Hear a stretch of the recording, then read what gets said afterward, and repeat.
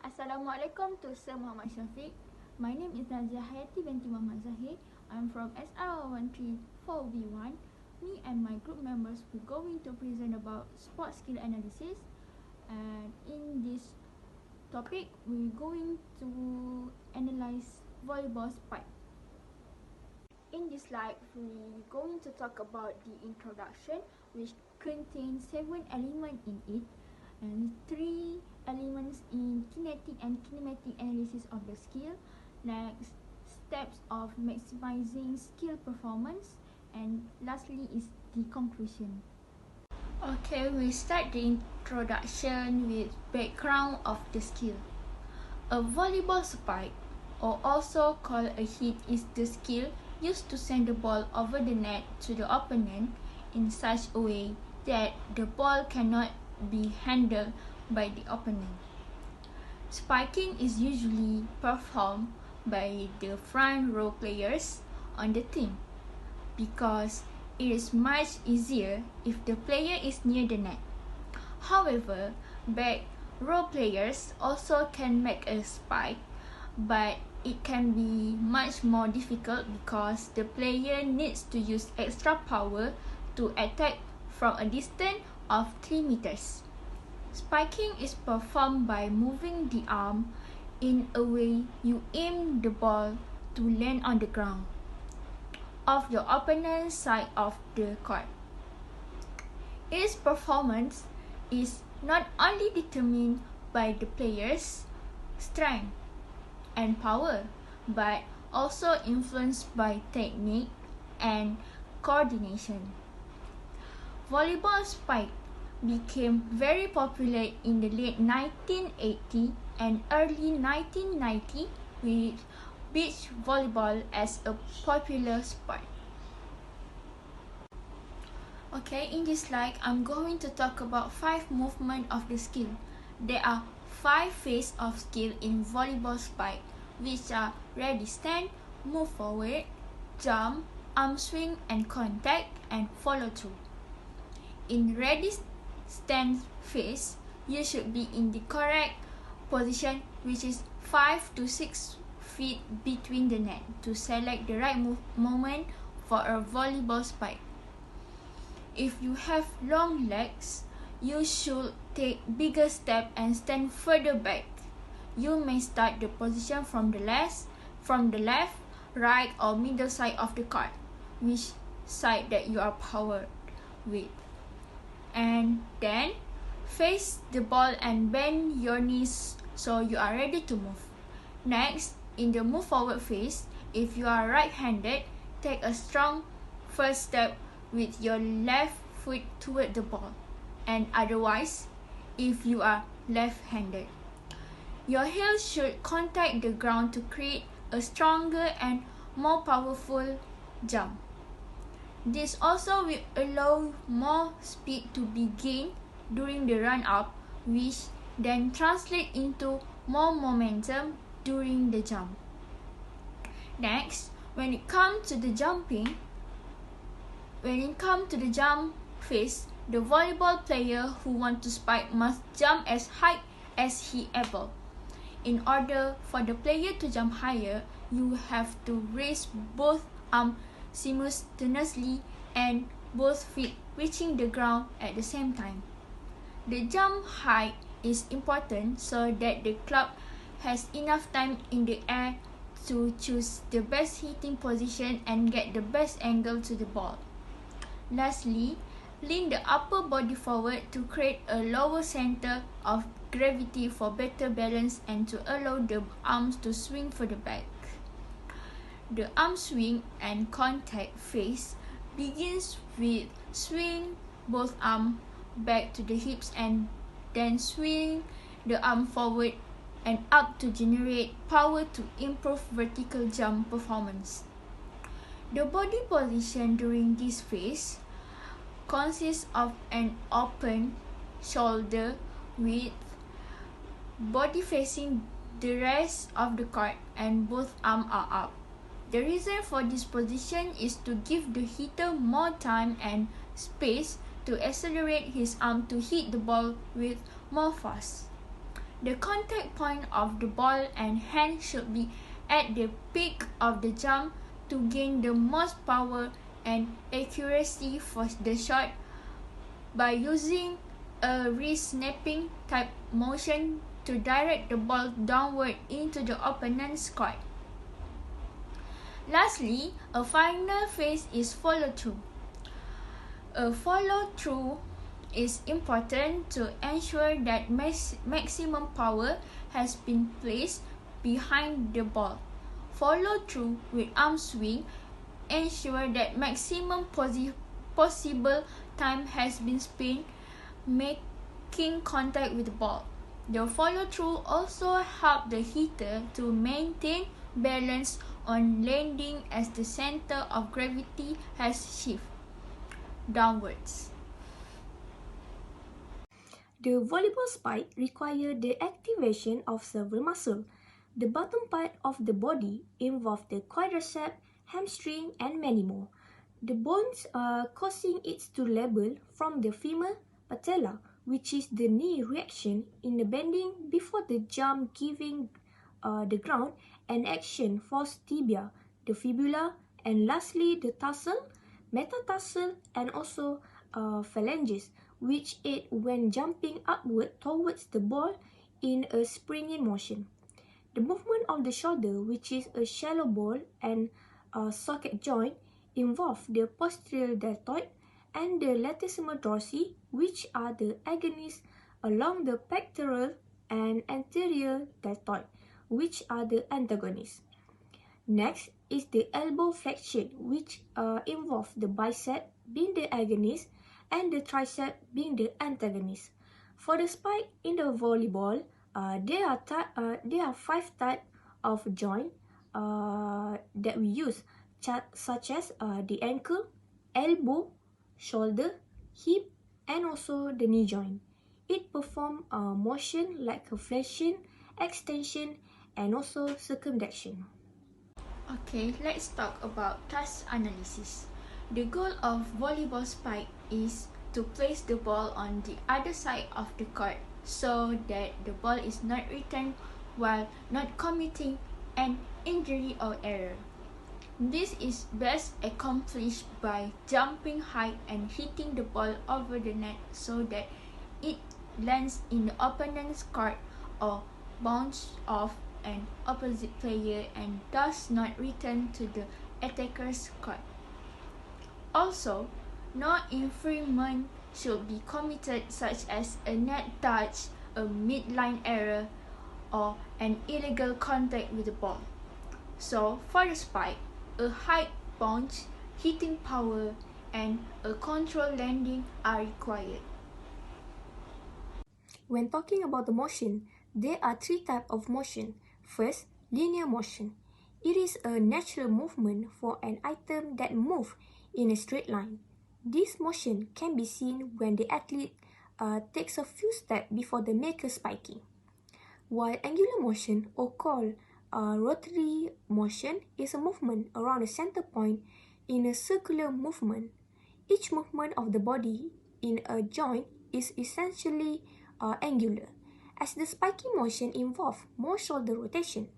And the most kind of movement for sport and physical exercise is known as the general motion. The volleyball spike is a complex movement that may be defined in 4 phases, such as the approach phase and the arm cocking phase. From the time of departure till the ball strike, the whole body's energy and the angular dynamism are physically preserved. Okay, we move to the next slide, which is frame segments of the volleyball spike. As you can see here, has 5 sequence of movement in volleyball spike, which are ready stand, move forward, jump, arm swing and contact, and follow through. Ready stand, when you are about to spike, be in the correct position, which is 5 to 6 feet between the net. You may approach from the left, right, or middle side of the court. Face the ball and bend your knees so you are ready to move. Next is move forward. Take a strong first step with your left foot in the direction of the ball, contacting the foot on the ground, heel to toe. You are ready for a run up, which then will transfer into more momentum in the jump. Next is jump. You need to jump with both arms raised at the same time and both feet touch the ground at the same time. The feet are slightly apart to create a stable base of support. The torso leans forward to create a lower center of gravity. Arm swing and contact. Starting with swing both arms back to the waist and then swing the arm forward and upward in an effort to generate power for the spike. Contacting the ball with a large impulse creates greater velocity, therefore enabling a more successful spike. By using a wrist snapping type motion to direct the ball downward into the opponent's court. Lastly, follow through. Follow through with arm swing ensure that a maximum possible time has been spent contacting the ball. This force and acceleration is also transferred into the ball after an effective hit. Follow through will also help the hitter maintain balance upon landing as the center of gravity has shifted back down. Mechanical bases of human motion are very well known for their relation with Newton's law. Majority of sports in the world have a relation with Newton's law. In volleyball has several types of skill that a player might be good at, such as spiking, setting, serving, and many more. In spiking, the athlete requires an explosive movement to score against the opponent. Spiking requires all Newton's law that exists. When spiking, the athlete needs to jump to enhance the skill and conquer the initial first. Make sure the net force is equal to 0 to make use of the law. An object's weight is inversely proportional to its acceleration. Even if they are lightweight, an athlete's body may travel faster with force that are being applied. Newton's third law will conclude the volleyball spike, which stipulates that any action has a counter reaction. Athletes will use their full strength both downhill and uphill when running, neither jumping.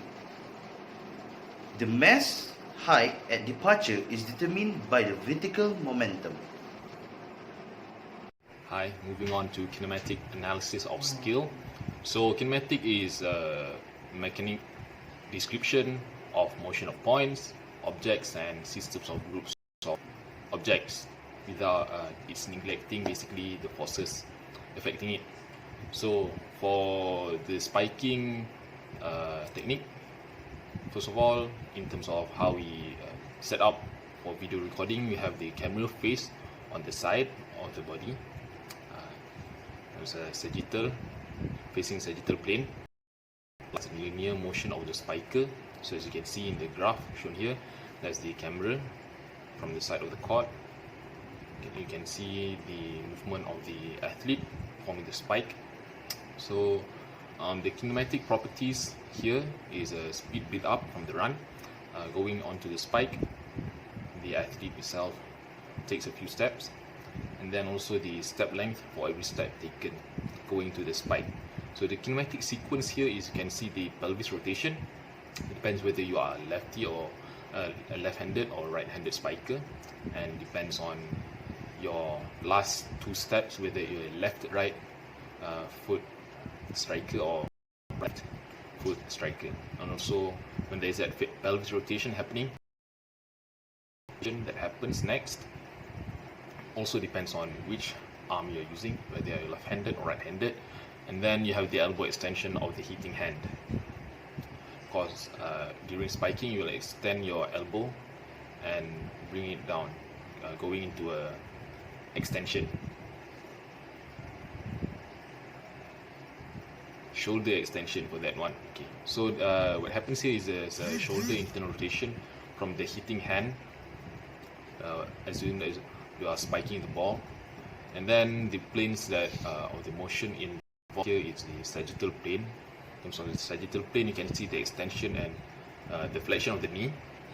So upon running, you can see how your knees are flexing, constantly flexing and extending. And there is also the hyperextension of the arm as soon as you are trying to take off for the jump, when it goes behind your hips, behind your body, and swing it up. And there also happens a hip extension from a flexion. You start off with a flexion and extend in a explosive manner, going for the vertical jump. Alright, so now I want to present about steps for maximizing skill performance. The skill which is spike. So spike are a skill that must be expertised by a volleyball player, especially who plays in the attacker position. The spike jump is a highly precise and complicated jumping movement. Its performance is governed by the player's technique and coordination, as well as his or her strength and power. An offensive player's purpose in the spike is to obtain great jumping in order to be unpredictable and ensure a variety of movement. So after we analyze the skill, this is the steps for maximizing spike performance. First step, which is we focus on athlete run out. To ensure an optimal volleyball spike, the athlete must build speed and movement very quickly. So in their approach to a spike, the athlete should aim to build as much horizontal velocity as possible.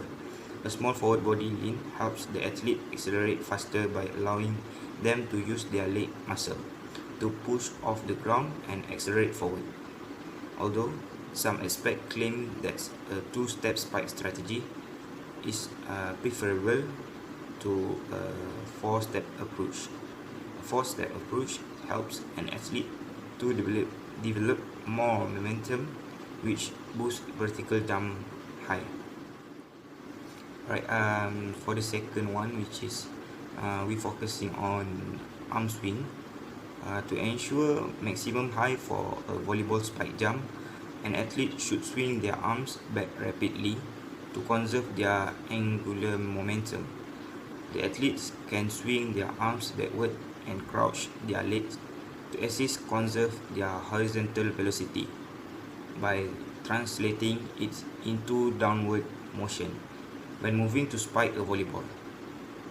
The athlete's downhill momentum is changed into upward momentum when both legs are planted at the same time, and it becomes vertical momentum after they have left the ground.